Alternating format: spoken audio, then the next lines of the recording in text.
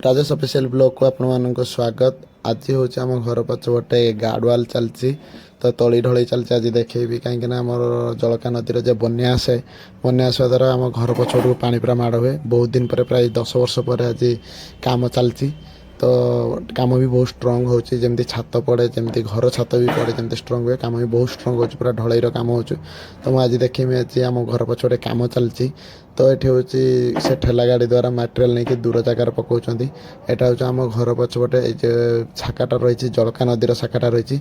वर्षा दिने बहुत है तार रूप अलग पानी एत मात्रा आसे जाकि आम घर भितर पानी थरे दी थर पशि जाइए। तो यहाँ गार्डवाल है पानी आ भितर को आसबार भी चान्स ना तो से बहुत कष्ट कामटा भी चली खरार बहुत मिस्त्री भाई मैंने काम कर बहुत बहुत धन्यवाद।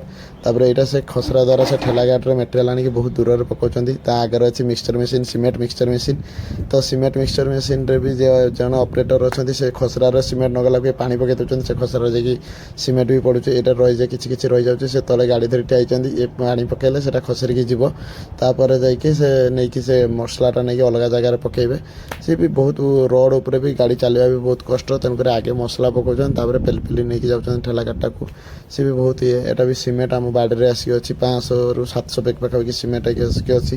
तो आम बाड़ी में ये रही आम कम घर पछपटे कम हो तो आम जो हेल्प न करें से पछपटे केउटा कम करेंगे।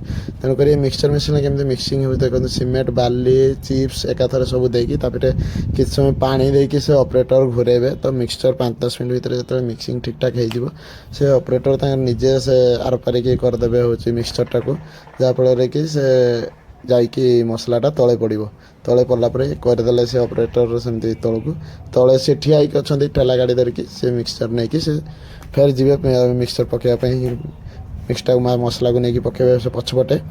तो जहाँ भी हो कम ठाकुर दयार चलती ठीक ठाक चलती एत खरार भी मैंने कर बहुत धन्यवाद से। तो वर्षा दिन तो पानी एत मात्रा आसे कहीहबनी तो तार मेन रतीर भी गोटे पुल हो 3 वर्ष है कम्प्लीट हो पानी तापाई गोटे रोड सब पड़ी ये भी सब आम बाड़े पड़ी कहीं तो हेल्प तो निहाती करवा तो दरकार ना एत लोकर चोरी चारी हो तो से आम बाड़े भी रोड फड़ सब मोटा मोटा रोड पड़ी।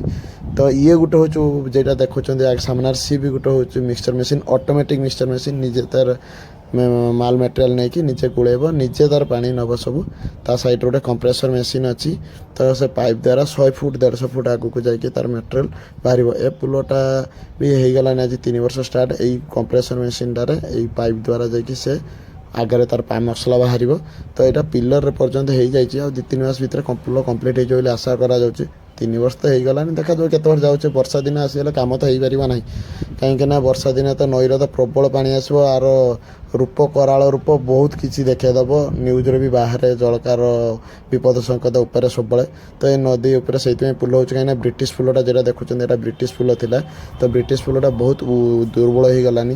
तो दुर्बल हवा फल नुआ पुल कम चलती तथापि भी यही पुल कम आरंभ होला बेले तो पुल ब्रिटिश पुल साइड्रे झड़ी जाइए माने माटी सब तलू पड़े आसी पूरा विपद संकेत उपर अच्छी तथापि गाड़ी मोटर जावासा कर असुविधा कार न भी हो तो गाड़ीटा जथा से पुलटा यथा शीघ्र आरंभ हो जाऊ कम ठीक ठाक हो जाऊ 2-3 मास भर आम कम्प्लीट हो कहुच्छे।